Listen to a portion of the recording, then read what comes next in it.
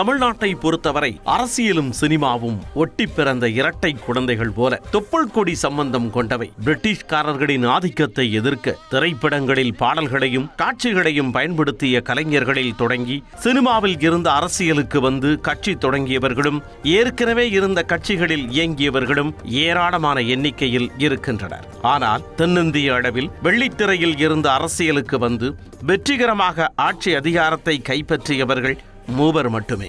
அவர்களில் முதன்மையானவர் எம்ஜிஆர். தமிழ்நாட்டின் எம்ஜிஆரை ஆந்திரத்தில் பிரதியெடுத்து ஆட்சி அமைத்தவர் என்டிஆர். அவர்களின் வடிவந்த விஜயம் தமிழ்நாட்டின் அரியணையை வசப்படுத்தி இருக்கிறார். இந்த மூவரும் எப்படி திரைத்துறையில் இருந்து அரசியலுக்கு வந்து ஆட்சி அதிகாரத்தை கைப்பற்றினர் என்பதை விவரிக்கிறது இந்த சிறப்பு தொகுப்பு. எம்ஜிஆர் புகழ்பெற்ற திரைப்பட நடிகராக இருந்தார். அரசியலுக்கு வந்தார், ஆட்சியை பிடித்தார் என்று பலரும் சொல்வதுண்டு. ஏதோ ஒரு சுபயோக சுபதினத்தில் சினிமாவுக்கு முழுக்கு போட்டுவிட்டு எம்ஜிஆர் அரசியலில் குதிக்கவில்லை. இளம் பருவம் முதலே அரசியல் இயக்கங்களால் ஈர்க்கப்பட்டு தன் கலை பயணத்தினூடே அரசியலை கற்றுக்கொண்ட எம்ஜிஆர் அதிகாரத்திற்கும் அதிகாரத்திற்குமான தொடர்பை அறிந்து வைத்திருந்தார். அதுதான் அவரை அரியணையில் அமர வைத்தது. 1930ஆம் ஆண்டு காரைக்குடிக்கு காந்தியடிகள் வந்த பொழுது அவரை கண்ட எம்ஜிஆர் காந்திய கொள்கைகளால் ஈர்க்கப்பட்டார். எம்ஜிஆரை முதலாக தான் கண்ட காட்சியை விவரித்த கருணாநிதி, கதர் உடையும் கழுத்தில் துளசிமணி மாலையும் துலங்கிட காட்சியளிக்கும் காந்தி பக்தரான எம்ஜிஆர் என்றே குறிப்பிடுகிறார். அப்படிப்பட்ட கதராடைக்காரர் கருப்பு சிவப்புக்கு மாற காரணமாக இருந்தவர் அண்ணா. அண்ணா எழுதிய சிவாஜி கண்ட இந்து ராஜ்யம் என்ற நாடகத்தில் நடிப்பதற்காகத்தான் முதலில் அண்ணாவை சந்திக்க வந்தார் எம்ஜிஆர். பின்னாளில் அந்த நாடகத்தில் சிவாஜி நடித்தது தனி கதை. அண்ணாவின் நாடகத்தில் நடிக்காத போதும் அவரது அன்புக்கு பாத்திரமானார் எம்ஜிஆர். அப்போது காங்கிரசுக்கு மாற்றாக வளர்ந்து கொண்டிருந்த திமுகவை மக்கள் மத்தியில் கொண்டு சேர்க்க ஒரு நட்சத்திர முகம் தேவையாக இருந்தது. 1952ஆம் ஆண்டு திமுகவில் இணைந்த எம்ஜிஆர் தன் திரைப்படங்களின் மூலம் திமுகவின் நிறத்தையும் கருத்தையும் மக்கள் மத்தியில் கொண்டு சேர்த்தார்.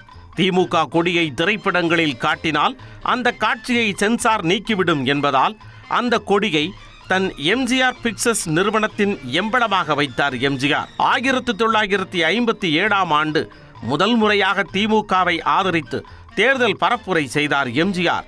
அந்த தேர்தலில் திமுக 15 இடங்களில் வெற்றி பெற்றது. 1962ஆம் ஆண்டு இரண்டாவது முறையாக தேர்தல் பரப்புரை செய்த பொழுது திமுக 50 இடங்களில் வென்றது. 1967ஆம் ஆண்டு நடைபெற்ற தேர்தலில் அதுவரை அசைக்க முடியாத சக்தியாக விளங்கிய காங்கிரஸ் எனும் தேசிய கட்சியை வீழ்த்தி திமுக எனும் மாநில கட்சி ஆட்சியை பிடித்தது. சரித்திர புகழ் வாய்ந்த அந்த வெற்றிக்கு திமுகவின் சமூக நீதிக்கான போராட்டங்கள், மொழிப்போர் ஆகியவற்றோடு எம்ஜிஆரின் கலை உலக செல்வாக்கும் காரணமாக அமைந்தது.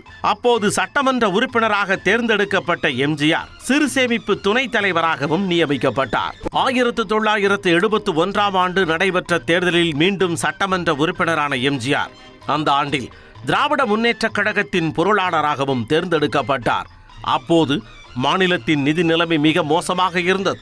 அந்த காலகட்டத்தில் மதுவிலக்கை அமல்படுத்த மாநிலங்களுக்கு மத்திய அரசு சிறப்பு உதவித்தொகை வழங்க முடிவெடுத்தது. ஆனால் ஏற்கனவே மதுவிலக்கை அமல்படுத்தி இருந்த தமிழ்நாடு அரசுக்கு அந்த உதவித்தொகையை வழங்க மறுத்தது. அதனால் தமிழ்நாட்டில் மதுவிலக்கை ரத்து செய்ய முடிவு செய்தார் கருணாநிதி. அதனை கண்டித்து பேச ஆரம்பித்தார் எம்ஜிஆர். 1972ஆம் ஆண்டு அக்டோபரில் திருக்கழுக்குன்றத்தில் ஒரு பொதுக்கூட்டம் நடைபெற்றது. அந்த கூட்டத்தில் பேசிய எம்ஜிஆர் முறையாக தன் கட்சிக்கு எதிரான கருத்தை முன்வைத்தார். அதே நாளில் சென்னை லாய்ட் சாலையில் நடந்த அண்ணா பிறந்தநாள் விழாவில் பேசிய எம்ஜிஆர் கட்சியில் ஊழல் மடிந்து விட்டதாக பகிரங்கமாக குற்றம் சாட்டினார். அமைச்சர்கள், சட்டமன்ற நாடாளுமன்ற உறுப்பினர்கள் சொத்து கணக்கு காட்ட வேண்டும் என்று சொல்கிறோம். மாவட்ட வட்ட கிளை கழக செயலாளர்களுக்கு எப்படி சொத்து வந்தது என்று கேள்வி எழுப்பினார். ராமச்சந்திரன் சினிமாவில் நடிக்கிறான், சம்பாதிக்கிறான், நீ சம்பாதித்தால் அதற்கு கணக்கு காட்டு என்று எம்ஜிஆர் பேச கட்சிக்குள் கலகம் வெடித்தது.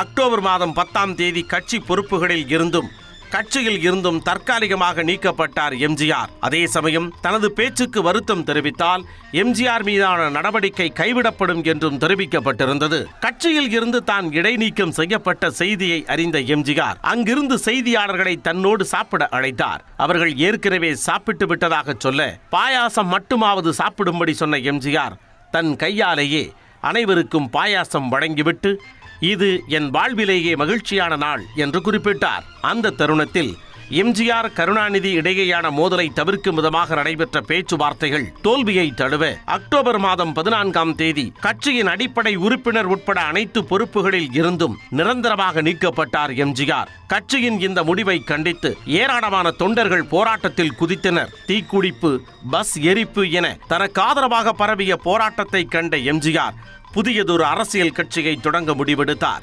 1971ஆம் ஆண்டு பரங்கிமலை தொகுதியில் எம்ஜிஆர் போட்டியிட்ட பொழுது அந்த தொகுதியின் பொறுப்பாளராக இருந்த அனகாபத்தூர் ராமலிங்கம் அதிமுக என்னும் பெயரில் பதிவு செய்து வைத்திருந்த இயக்கத்தில் தன்னை இணைத்துக் கொண்டார் எம்ஜிஆர். அப்படித்தான் 1972ஆம் ஆண்டு அக்டோபர் 17ஆம் தேதி அதிமுக அவதரித்தது.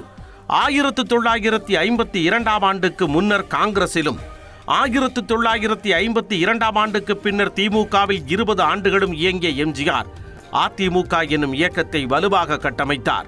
அதிமுக உருவான 6 மாதங்களில் 1973ஆம் ஆண்டு திண்டுக்கல் மக்களவை தொகுதிக்கு இடைத்தேர்தல் வந்தது. அந்த முதல் தேர்தலில் இரட்டை இலை சின்னத்தில் போட்டியிட்ட மாயத்தேவர் பெரு வெற்றி பெற்று அதிமுகவின் முதல் நாடாளுமன்ற உறுப்பினரானார். 1974ஆம் ஆண்டு கோவை மேற்கு தொகுதியில் நடைபெற்ற இடைத்தேர்தலில் வெற்றி பெற்றதன் மூலம் சட்டமன்றத்திலும் தன் கணக்கை ஆரம்பித்தது அதிமுக. அப்படி படிப்படியாக பயணித்த அதிமுக 1974ஆம் ஆண்டு புதுச்சேரி தேர்தலில் வெற்றி பெற்று ஆட்சி அமைத்தது. அடுத்த கட்டமாக 1977ஆம் ஆண்டு நடைபெற்ற நாடாளுமன்ற தேர்தலில் காங்கிரசுடன் கூட்டணி அமைத்து வெற்றி பெற்றது. அதனைத் தொடர்ந்து நடைபெற்ற தமிழ்நாடு சட்டமன்ற தேர்தலில் அதிமுக, திமுக, காங்கிரஸ், ஜனதா என 4 முனை போட்டி நிலவியது. முதல் முறையாக சட்டமன்ற தேர்தலை சந்தித்த அதிமுக கூட்டணி 142 இடங்களை பிடித்து அபார வெற்றி பெற்றது.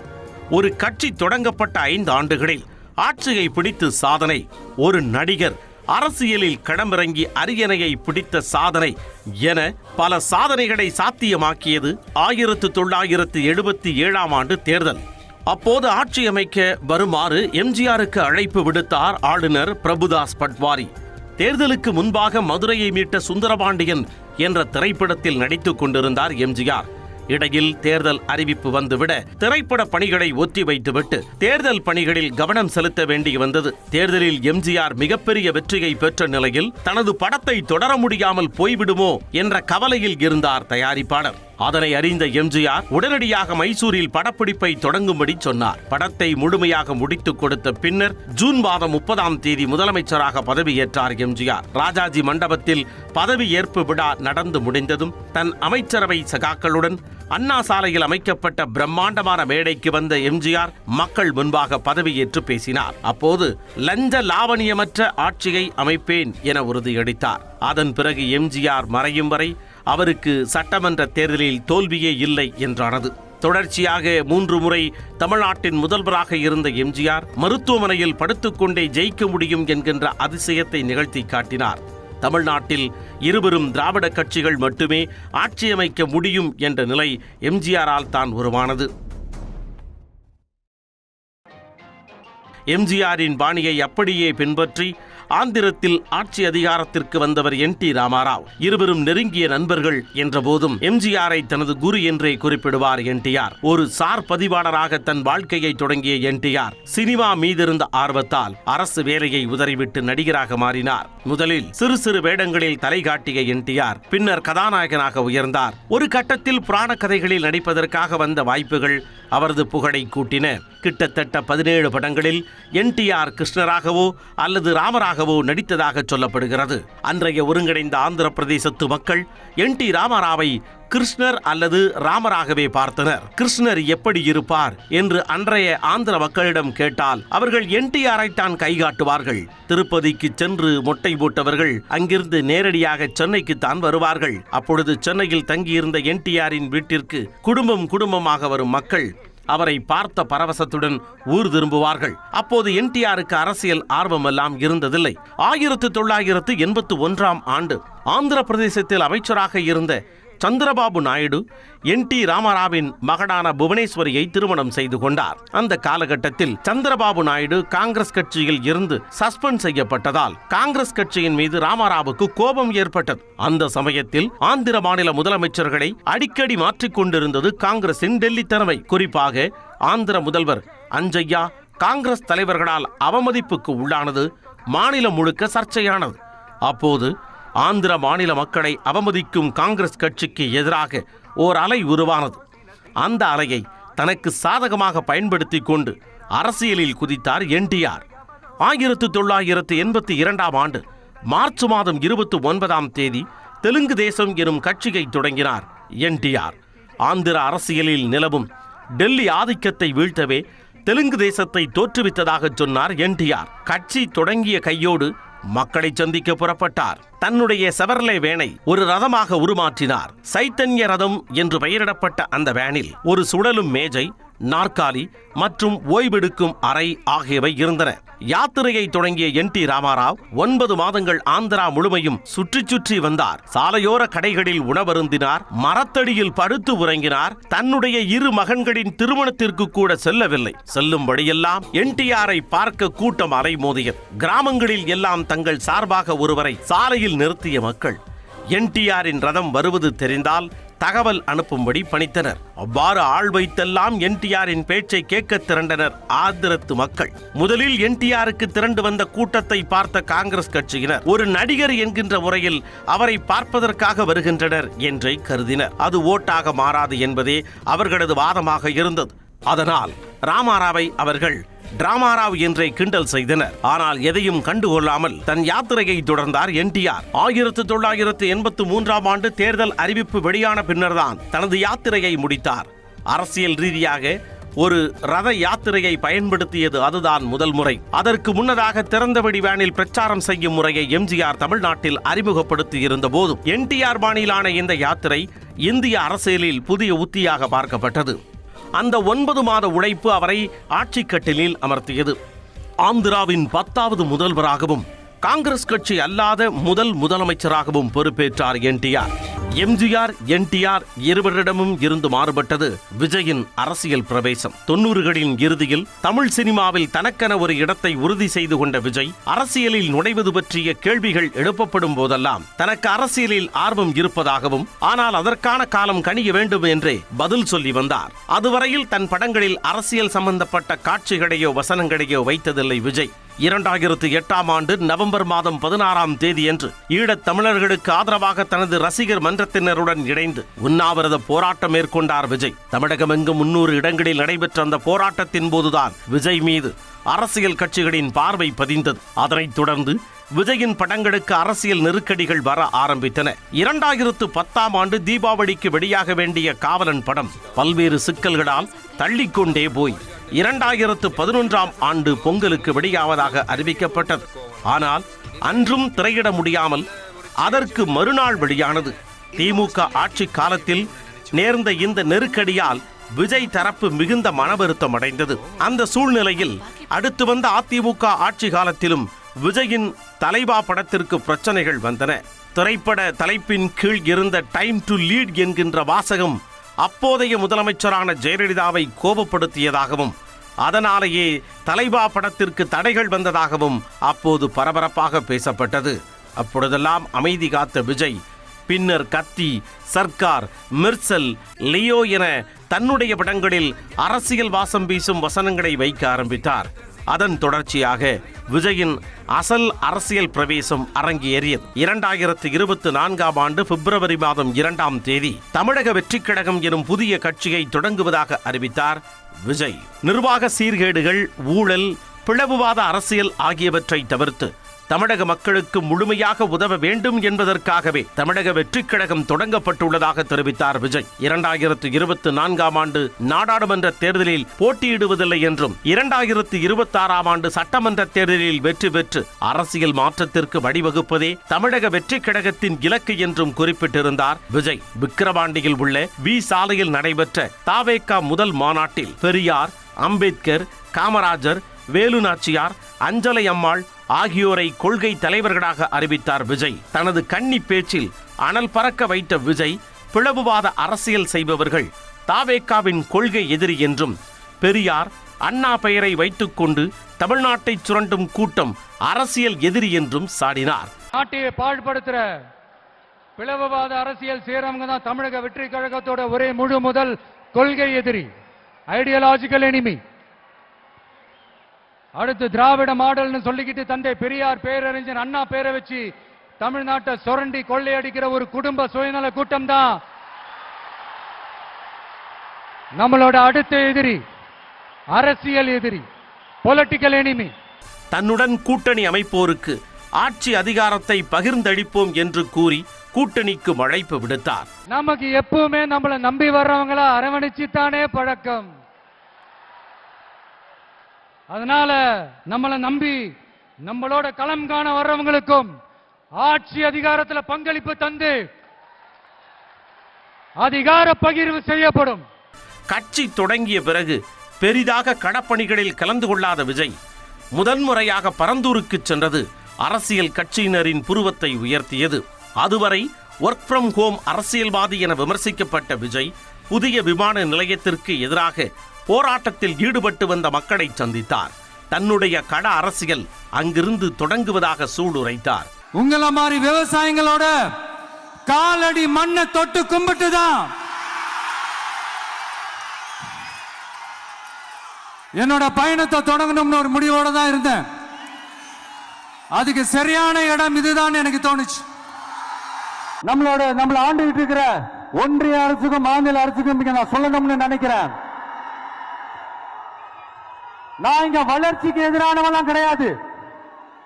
ஏர்போர்ட்டே வரக்கூடாதுன்னு நான் சொல்லல, இந்த இடத்துல வரக்கூடாதுன்னு நான் சொல்றேன்.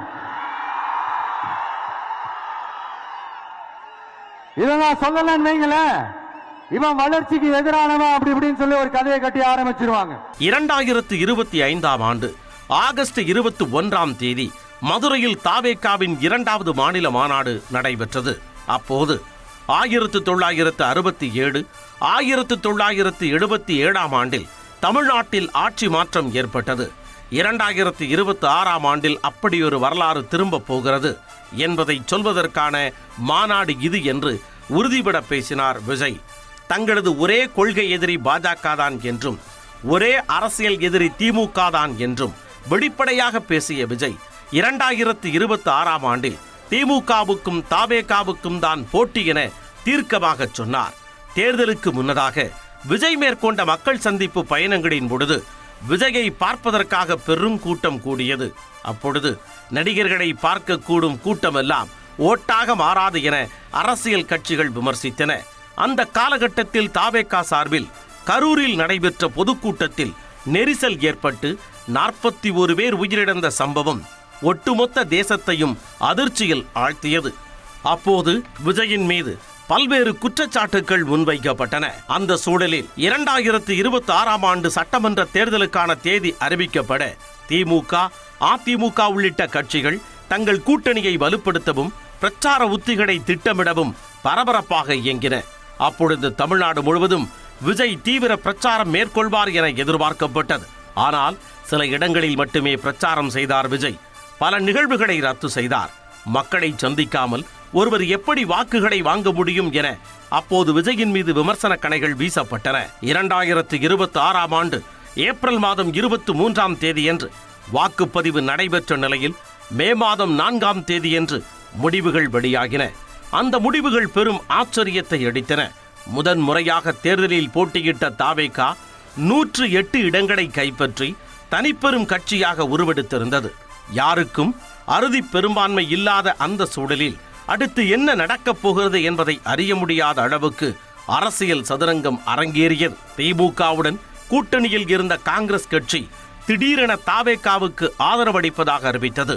பலகட்ட பேச்சுவார்த்தைகளுக்கு பின்னர் திமுகவின் கூட்டணி கட்சிகளான விசிக, கம்யூனிஸ்டுகள், இந்திய யூனியன் முஸ்லீம் லீக் ஆகிய கட்சிகள் தாவேகாவுக்கு ஆதரவளித்தன. அதையடுத்து 2026ஆம் ஆண்டு மே மாதம் 10ஆம் தேதி நேரு உள் விளையாட்டு அரங்கில் நடைபெற்ற விழாவில் பொதுமக்கள் முன்னிலையில் தமிழ்நாட்டின் முதலமைச்சராக பொறுப்பேற்றுக் கொண்டார் விஜய். சி ஜோசப் விஜய் எனும் நான்